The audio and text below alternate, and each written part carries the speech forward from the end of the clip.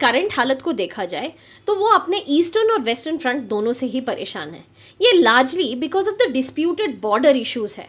लेकिन ये बात सिर्फ इतनी सी ही नहीं है। आज के हमारे इस वीडियो में हम लोग इस रीज़न को समझने की कोशिश करेंगे कि पाकिस्तान और अफगानिस्तान के बीच में ये रिश्तों में खटास क्यों आई। पाकिस्तान अपने ईस्टर्न फ्रंट से ऑलरेडी एक लड़ाई लड़ चुका है जो इसी साल के लगभग मिड मई और जून के आसपास हुई थी।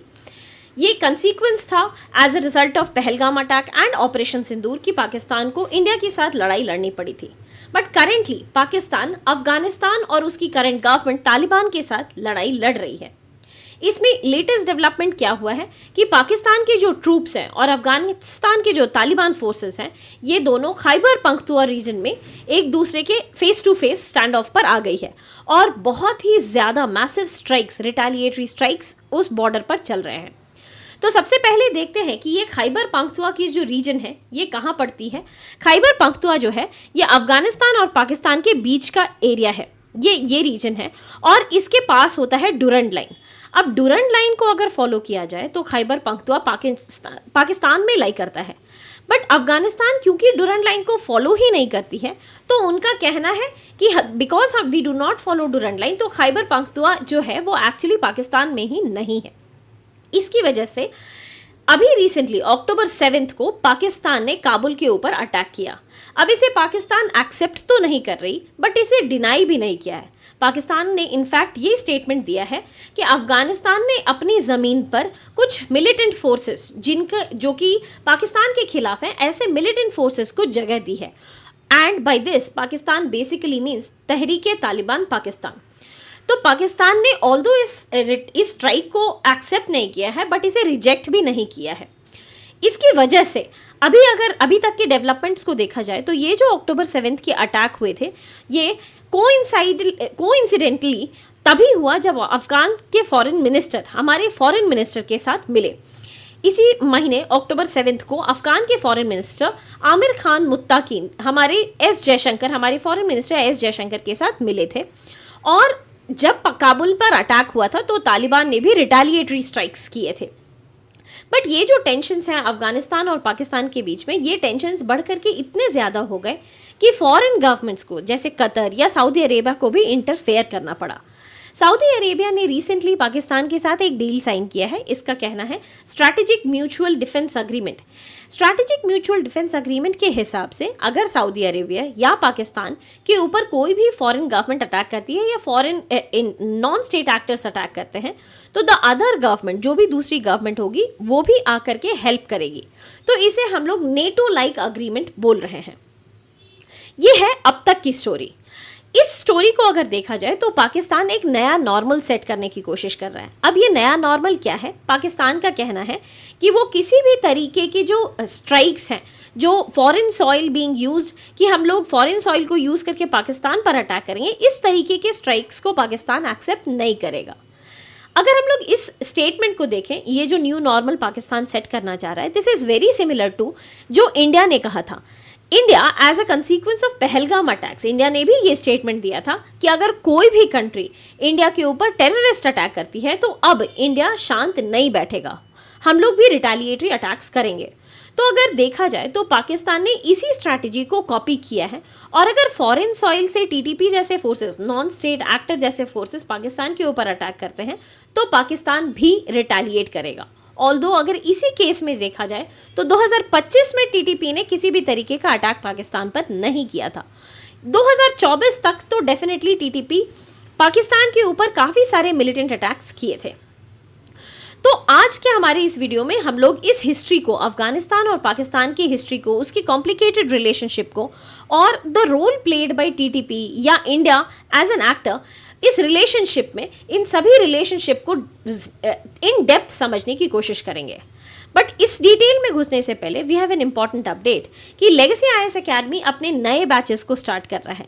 इसके नए जो वीकडेज बैच हैं वो स्टार्ट हो रही हैं 16 अक्टूबर से और वीकेंड बैच जो स्टार्ट हो रही है वो है 25 अक्टूबर से। ये जो बैचेस स्टार्ट हो रहे हैं इसकी ओवरऑल बैच साइज काफ़ी छोटी होती है जिसकी वजह से फैकल्टीज़ इंडिविजुअली हर एक कैंडिडेट पर ध्यान दे सकते हैं। इसके बावजूद अगर कोई कैंडिडेट फैकल्टी से या मेंटर से अलग से मिलना चाहे तो 1-to-1 मेंटरशिप का भी ऑप्शन है। हर एक कैंडिडेट अपने आंसर को फैकल्टी के साथ इवैल्यूएट करा सकता है और फैकल्टी एक मॉडल आंसर को भी क्लास में डिस्कस करते हैं under the daily answer writing practices. इसके अलावा हर एक सेक्शन के कंप्लीशन के साथ एक टेस्ट होता है और इसके अलावा एक ईयर लॉन्ग टेस्ट सीरीज भी स्टार्ट होती है। तो अगर आपको कोई भी और डिटेल चाहिए तो you can call on the number 9606900004 या फिर इस QR कोड को आप स्कैन करके बाकी सारे डिटेल्स ले सकते हो। अब आते हैं हमारे complicated history of Afghanistan and Pakistan पर।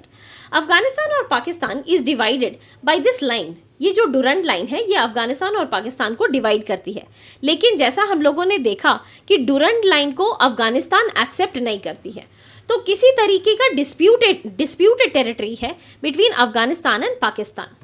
अब पाकिस्तान जो है वो हर बार तालिबान को सपोर्ट किया है।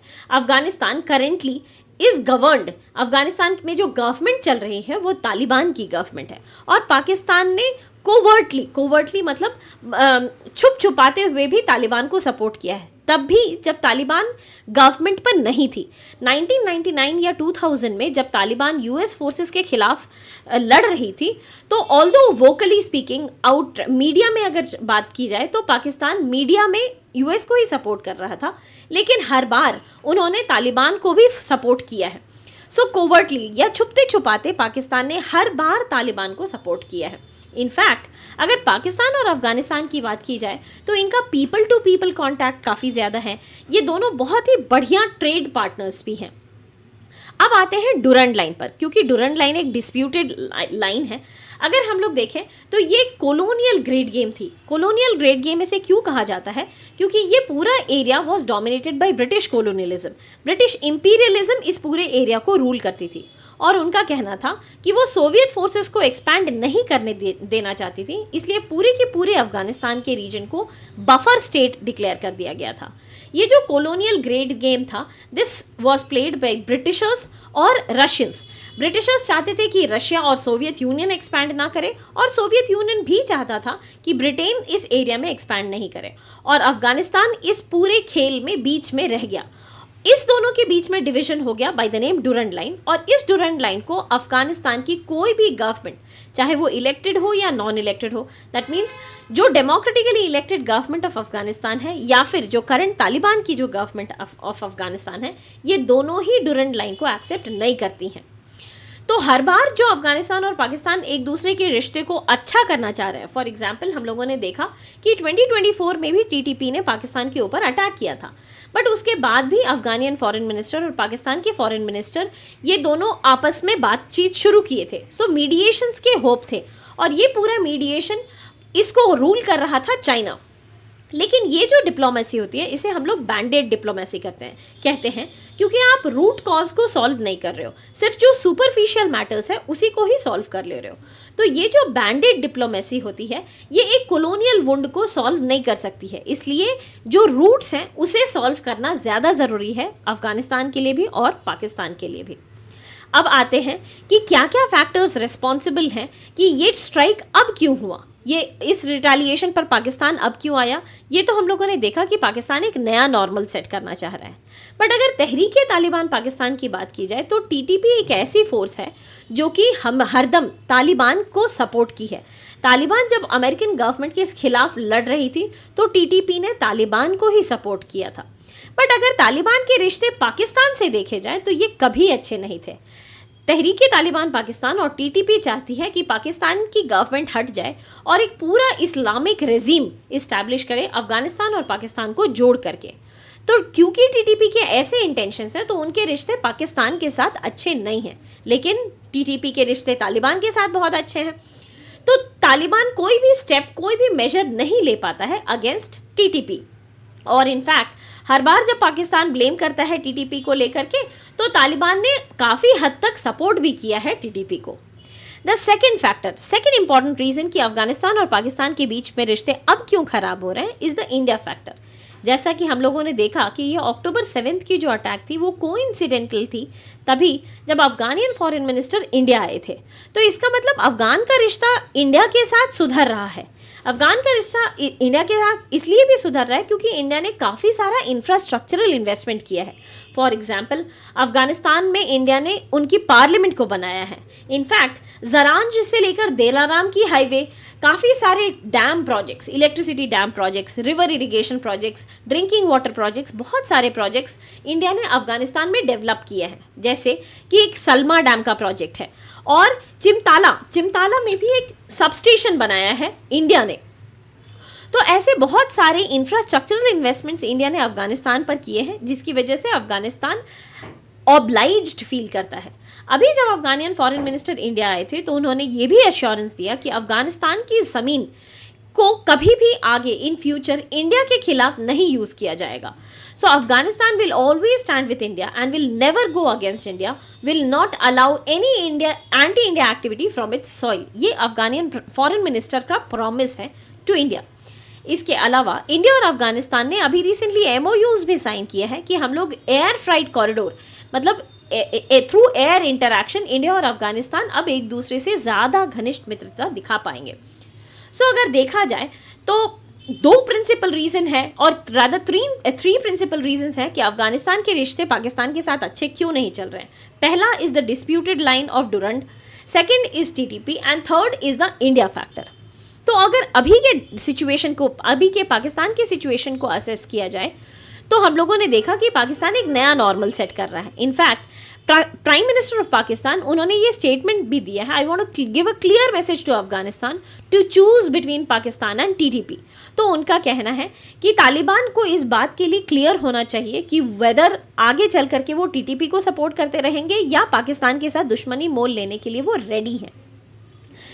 इसे ही हम लोग नया नॉर्मल भी सेट करते हुए देख रहे हैं, जो Pakistan is trying to copy जो इंडिया ने पाकिस्तान के लिए किया था as a consequence of Pahalgam attack as well as Operation Sindoor.